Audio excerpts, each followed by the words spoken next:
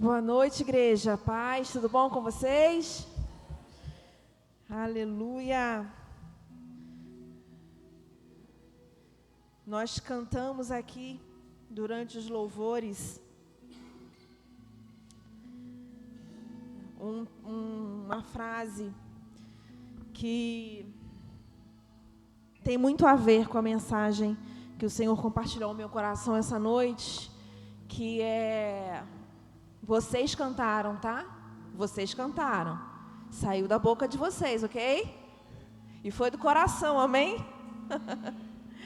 Eu sou tua casa, eu sou tua morada, mude as coisas de lugar. Eu quero saber se você realmente está preparado para quando Jesus começar a mudar as coisas de lugar. Porque às vezes, pensa na sua casa. Às vezes a gente muda as coisas de lugar, não muda? Muda um sofá de posição, muda uma geladeira de lugar. De vez em quando a gente vai lá e troca a ordem dos móveis da sala, tira a mesa daqui, bota a mesa para lá. De vez em quando a gente vai lá e muda os móveis da nossa casa de lugar. E quando você faz isso na sua casa, a sua casa está impecável, está linda, limpa, maravilhosa. Mas quando você tira aquele sofá que está lá há 3 anos e você muda aquele sofá de lugar, você pode observar que mesmo com todo o carinho e limpeza que você tem na sua casa, sempre você vai achar uma teia de aranha, você vai achar uma poeira. E aí quando Jesus começa a mudar as coisas de lugar na nossa casa, mesmo que aparentemente esteja tudo impecável e cheiroso e limpo, sempre vai ter uma teia de aranha escondida em algum lugar. E é por isso que eu estou perguntando para vocês se realmente existe disposição para deixar Deus tirar as coisas de lugar, como nós cantamos aqui. Feche os seus olhos, coloque a mão no seu coração e fala assim, ora assim a Deus: Pai, com todo o meu coração, que essa palavra crie raízes, porque eu preciso ser transformado. Que essa palavra me mude, me transforme e me faça uma pessoa mais parecida contigo. Amém. Glória a Deus. Mateus. Vocês vivem zoando meu carioca, né? Meu carioquês. Mateus capítulo 5, versículos 43 e 44. Ouvistes o que foi dito. Jesus falando, ok? Ouvistes o que foi dito: amarás o teu próximo e odiarás o teu inimigo. Eu, porém, vos digo: amai os vossos inimigos e orai pelo que vos persegue. Repete comigo. Eu, porém, vos digo. Pode ser mais forte, porque Jesus já começou a dar tapa de luva na gente. Pode ser mais forte. Eu, porém, vos digo: amai os vossos inimigos. Puxão de orelha. E orai por aquele que vos persegue. Você realmente está pronto para quando Jesus começa a mudar as coisas de lugar? Porque é daí para lá. É daí para lá.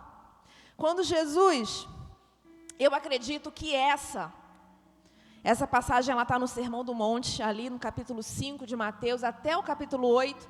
Você tem ali Jesus no Sermão do Monte, das Bem-aventuranças, trazendo muitos ensinamentos, tanto para os seus discípulos, quanto para a multidão que o ouvia. E esse Sermão do Monte, ele é inspirado lá em Êxodo 20. Ele é inspirado nos 10 mandamentos. Jesus faz uma releitura dos 10 mandamentos, e isso aqui faz parte. Jesus, ele pega esse trecho e fala, olha só, está falando para os discípulos e para todo mundo que está ouvindo, olha só, lembra do que vocês ouviram? Vocês ouviram o seguinte: Amarás o teu próximo e odiarás o teu inimigo. Isso é o que vocês ouviram a vida toda. Eu, agora, estou mudando as coisas de lugar. Eu agora vos falo, não para você odiar o inimigo, vamos mudar as coisas de lugar. Eu vou falar para você não só amar, como você orar e interceder por ele. Eu acho que essa é uma das lições mais difíceis de Jesus. É uma das lições mais difíceis de serem seguidas, mais difíceis de serem obedecidas, mais difíceis de serem plantadas no nosso coração, porque a gente tem esse campo, a gente vive num campo de batalha. Como é que eu vou orar e interceder por alguém que só deseja meu mal? Como é que eu vou orar e interceder por alguém que só puxa meu tapete? Como é que eu vou orar e interceder e amar alguém que só faz mal para mim dia após dia, ano após ano? Pois é por isso que é difícil ser crente para início de conversa. Ser crente não é difícil, ser cristão não é difícil, porque, não pode isso. Ser crente é difícil, porque eu não posso fazer aquilo. É porque eu não posso beber um copo de cerveja. É porque... Não é por isso, gente, isso é o de menos, isso a gente tira de letra, faz mal à saúde. Só por isso você já não tem que fazer. Agora, amar o inimigo, aí o calo aperta. Porque como é que a gente vai fazer isso? Quando a gente volta lá no Antigo Testamento, aonde o povo aprendeu que devia amar o próximo e odiar o inimigo, quando a gente volta lá no Antigo Testamento, o Antigo Testamento vai mostrar para a gente que durante todo o Antigo Testamento, toda a vida de Israel, antes de Jesus, eles tiveram 5 grandes inimigos, a nação de Israel. Foi muito mais, mas 5 são extremamente relevantes e são o povo que a gente mais escuta falar, que combatia contra Israel, que guerreava contra Israel. O primeiro são os amonitas. Você vai ver Israel lutando muitas vezes no Antigo Testamento contra os amonitas. Quem eram os amonitas? Descendentes de Ló. O segundo grande inimigo de Israel lá no Antigo Testamento eram os filisteus. Quando você lê a Bíblia, você vai ver muitas guerras contra os filisteus. Inclusive, o Golias, que desafiou Israel, e Davi foi lá e venceu com uma pedra, ele era no filisteu. Então, durante muitos séculos, os filisteus afrontaram muito o povo de Israel. E os filisteus eram descendentes de Cã, filho de Noé. O terceiro grande inimigo de Israel eram os edomitas. Os edomitas guerreavam muito contra Israel. Quem eram os edomitas? Filhos de Esaú. O quarto povo que eu quero citar para vocês são os amalequitas. Muitas guerras aconteceram entre Israel e os amalequitas.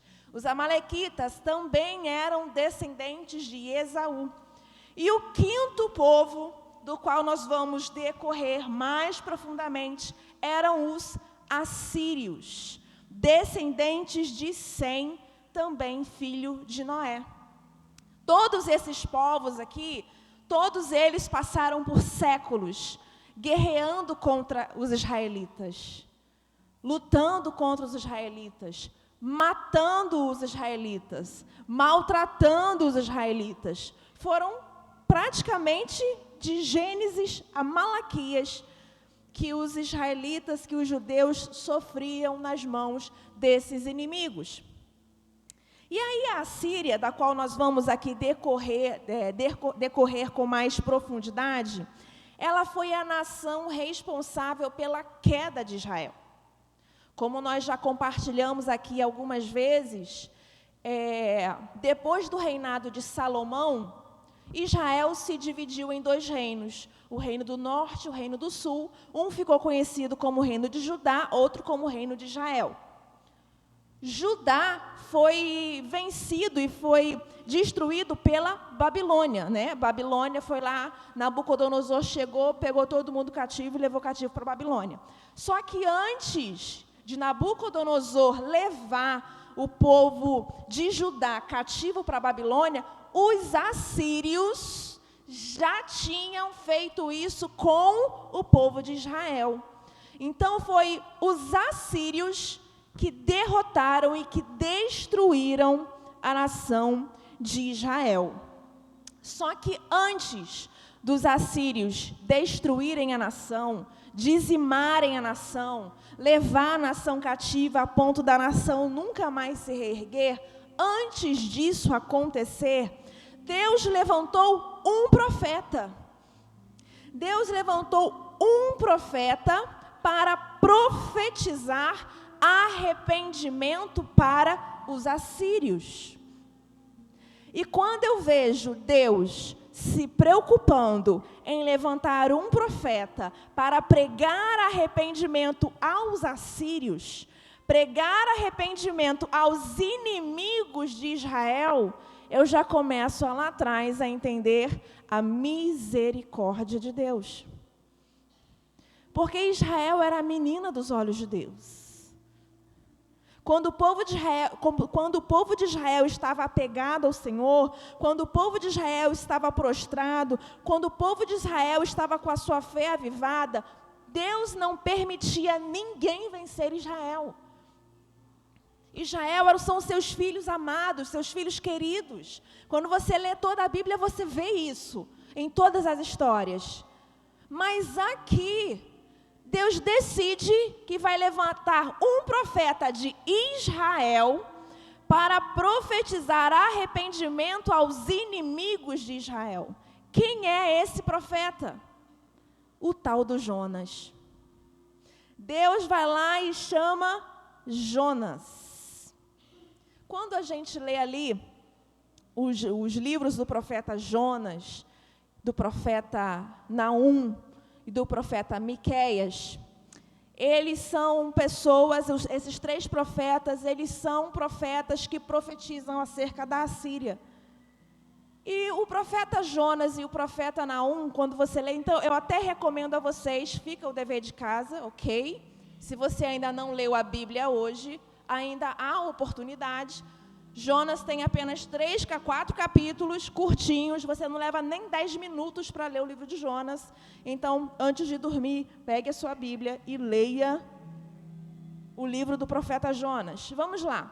Jonas e Naum, eles descrevem como eram os assírios. Ele vai descrever que os assírios, eles eram um povo que tinham um povo de violência maligna. Os assírios eram um povo que andava nos maus caminhos. Tudo isso palavras de Jonas e de Naum. Os assírios eram um povo incrédulo. Os assírios eram um povo de extrema crueldade. Os assírios eram um povo que faziam muitos saques, roubavam muito. Os assírios eram um povo mergulhado na prostituição. Os assírios eram um povo que trabalhavam e que viviam junto ao esoterismo, e os assírios praticavam com muita frequência a bruxaria. Você encontra tudo isso nos livros de Jonas e de Naum. É esse povo que Deus decide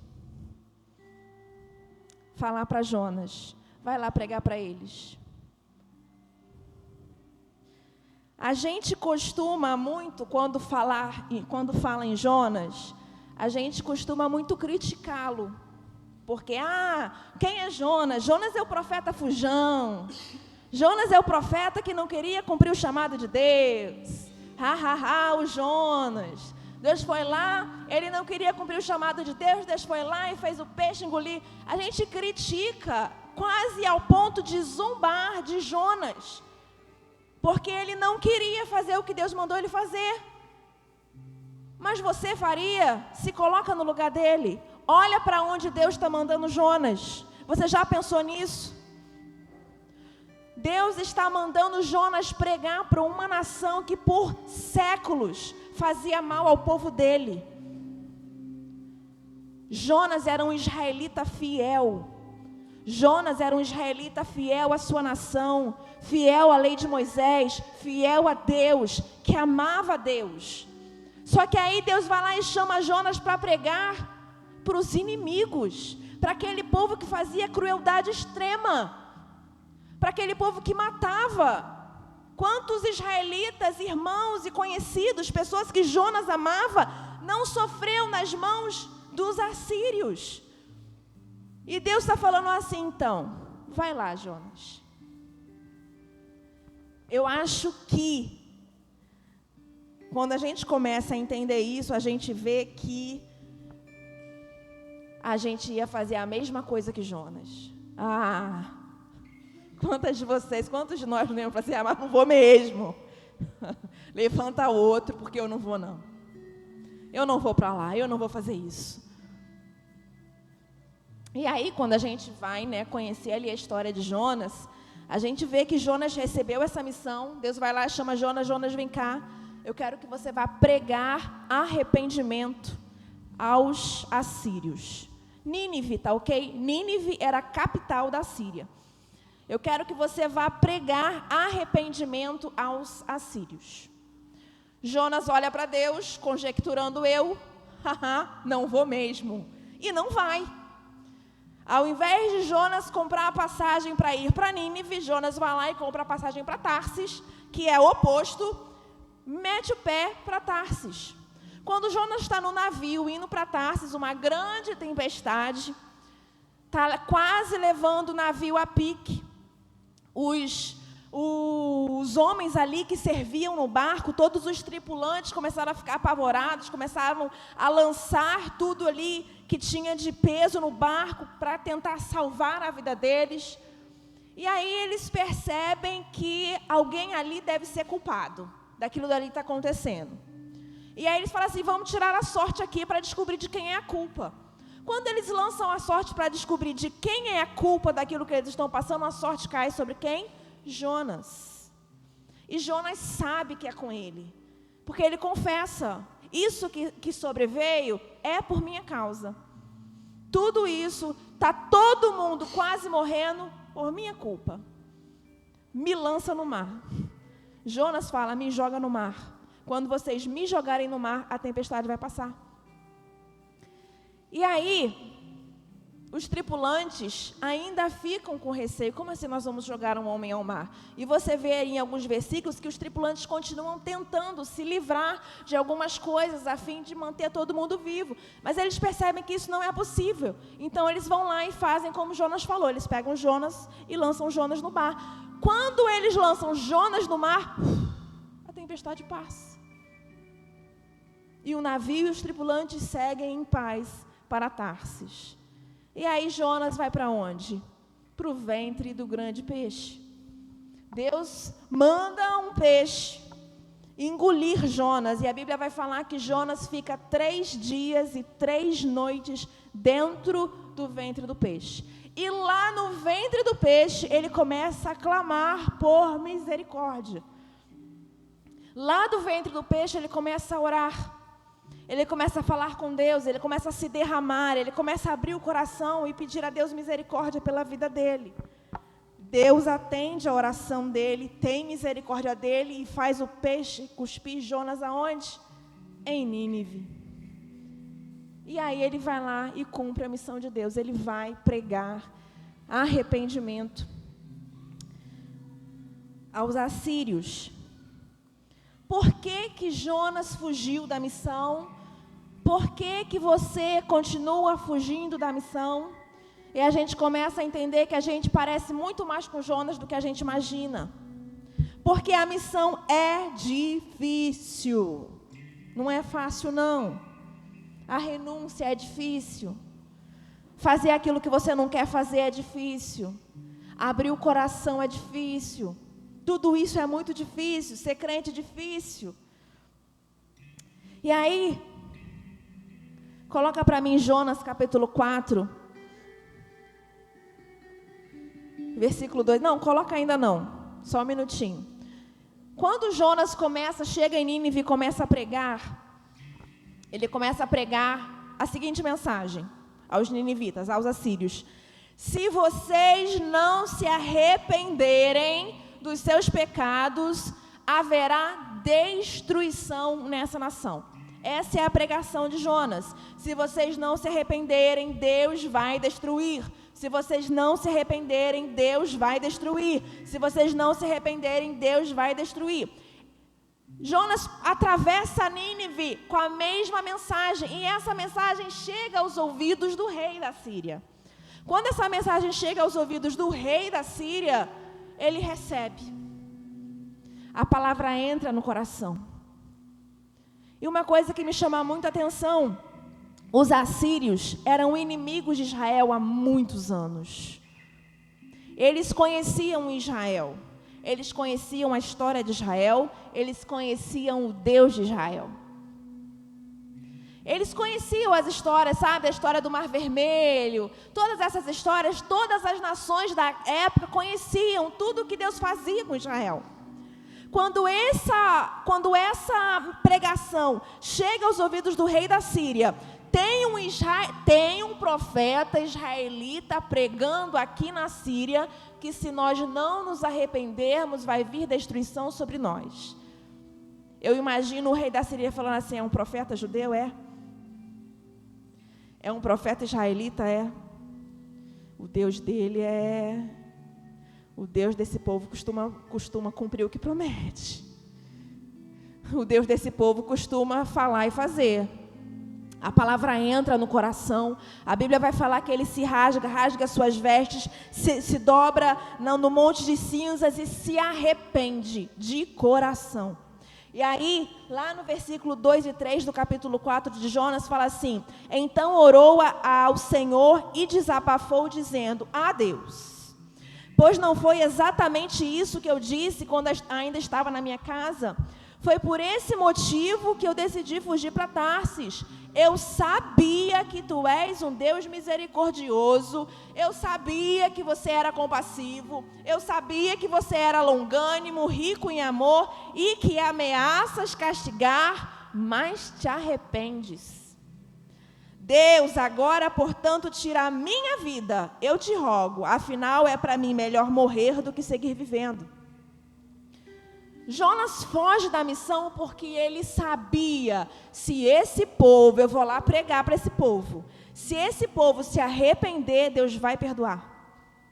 Se esse povo se arrepender, Deus vai ter misericórdia dele.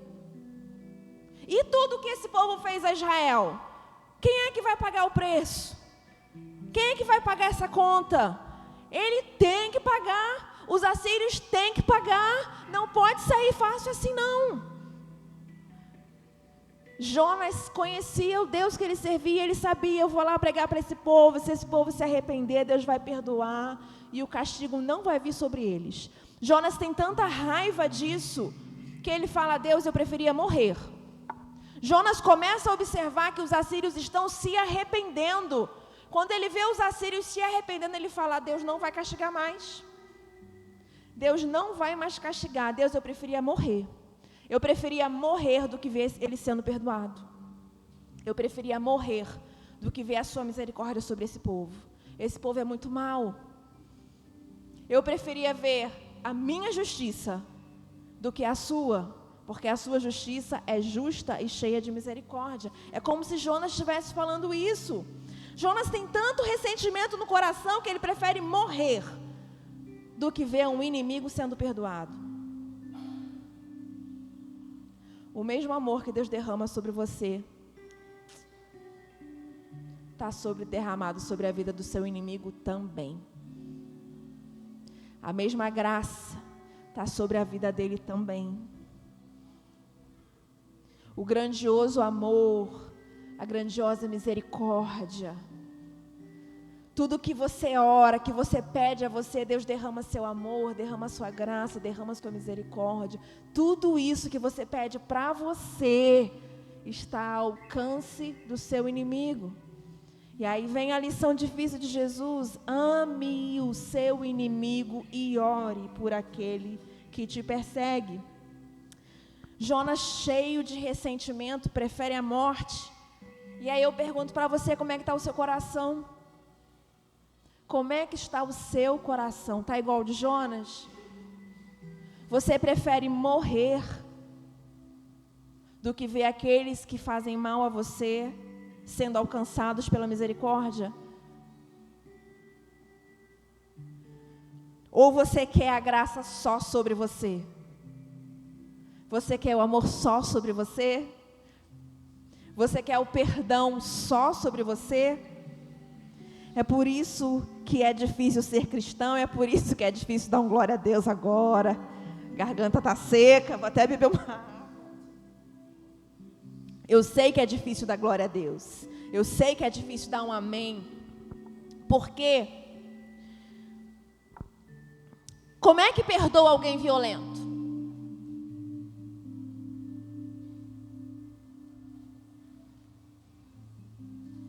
Como é que perdoa um estuprador? Como é que perdoa um homem que bate na esposa? Como é que perdoa alguém que comete uma atrocidade com um recém-nascido? Ou com um idoso? Como é que ama um assassino? Como é que ama alguém que faz maldade? Como é que ama um pai que é capaz de matar um filho? Ou como é que ama um filho que mata os próprios pais? Como é que ama uma pessoa dessa? Como? Como que ora por uma pessoa dessa? Como é que intercede por uma pessoa dessa? É difícil ser crente por isso. Porque Jesus fala, ame. Como amar? Deus estava pronto para perdoar os assírios. Mesmo os assírios tendo cometido todas essas atrocidades que eu falei, pai que mata filho, filho que mata pai, estupro, violência, maldade, tudo isso que eu relatei agora era o que os assírios faziam. E Deus estava pronto para perdoá-los. Em caso de arrependimento, Deus estava pronto para perdoar por todas essas atrocidades que eles já tinham cometido contra Israel. Deus estava pronto para perdoar Jonas, que não estava. Deus está pronto a perdoar as pessoas que te fazem mal. Você está? Deus está pronto para derramar amor e misericórdia e graça. Deus está pronto para transformar as pessoas que fazem mal. Você está pronto para isso? Não é tão fácil ver Deus mudando as coisas de lugar na nossa vida.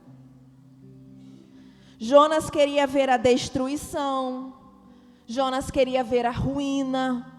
Jonas queria ver eles sofrendo. Jonas queria ver eles se dando mal. Jonas queria ver eles morrendo. Jonas queria ver eles pagando pela maldade deles. Era isso que Jonas queria e é isso que a gente quer. Esse é o problema. A gente quer isso também com as pessoas que fazem mal a gente. Só que a pregação de Jonas era a seguinte: se vocês não se arrependerem, vai vir destruição da parte de Deus. O que Jonas mais queria era que a profecia dele fosse cumprida. Era a destruição que Jonas queria. Eu vou profetizar, e eu estou profetizando com aquele pensamento rondando no meu coração, na mente e no coração. Tá, eu estou profetizando, mas que ela se cumpra. Eu estou profetizando que vai vir destruição se eles não se arrependerem, mas tomara que ele não se arrependa. O nosso coração é mau.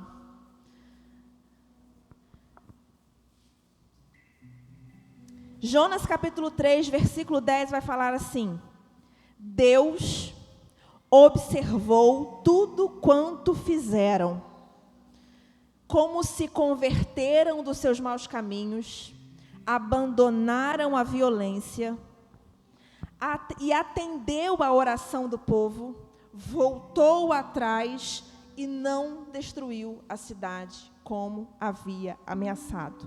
Exatamente o que Jonas não queria. Deus conhece o coração. Deus ouviu. O versículo 10 fala que Deus observou tudo o que eles estavam fazendo. E Deus observou que aqueles atos de arrependimento eram sinceros. Deus observou que o que eles estavam fazendo, Deus observou que a oração era sincera. E voltou atrás. Afinal, a promessa de destruição era em caso de não arrependimento. Tem um porém, tem um e se. Eu vou destruir se não se arrependerem. Mas houve arrependimento. Se houve arrependimento, não há destruição. Se houve arrependimento, a misericórdia é derramada. E aí a gente vê a revelação do grande amor de Deus. É por isso que o amor de Deus é insondável. É por isso que a gente não consegue entender a grandeza e a profundidade desse amor. A gente não consegue entender aonde o amor de Deus consegue fluir e consegue alcançar. Os inimigos de Israel foram perdoados e a destruição não veio sobre eles naquela geração, ok? Aquela geração. Se você segue a história, você vai ver que aquela geração passou, uma outra geração se levantou, e a outra geração continuou a praticar as maldades, não só praticar as maldades, como a destruir Israel. Israel foi sucumbido, virou pó, e depois, ainda lá na frente, veio a Babilônia e destruiu os assírios. A história segue, mas aquela geração de Jonas foi perdoada. A geração de Jonas foi perdoada. Aquela geração não viu a destruição. E aí, com essa história, eu começo a entender o que significa a revelação do amor de Deus. É por isso que o amor de Deus é mais profundo do que a gente consegue entender. Já quero pedir o louvor para subir. É por isso que a revelação do amor, a profundidade do amor de Deus é muito mais intensa do que a gente consegue imaginar. A amplitude da salvação de Jesus, aquele braço estendido na cruz, alcança muito mais coisa e muito mais gente do que a nossa mente humana consegue imaginar. E a gente não quer isso para a gente. A gente não quer esse amor e essa graça, a salvação. A gente quer tudo isso para a gente. Nós queremos entrar nessa graça e entrar e mergulhar e viver isso. Quando Deus fala lá no Sermão do Monte para amar os inimigos e interceder por eles, Ele está falando assim: sabe essa graça maravilhosa que você quer sobre você? Eu quero que você ore para que isso alcance quem te faz mal. Se coloque de pé.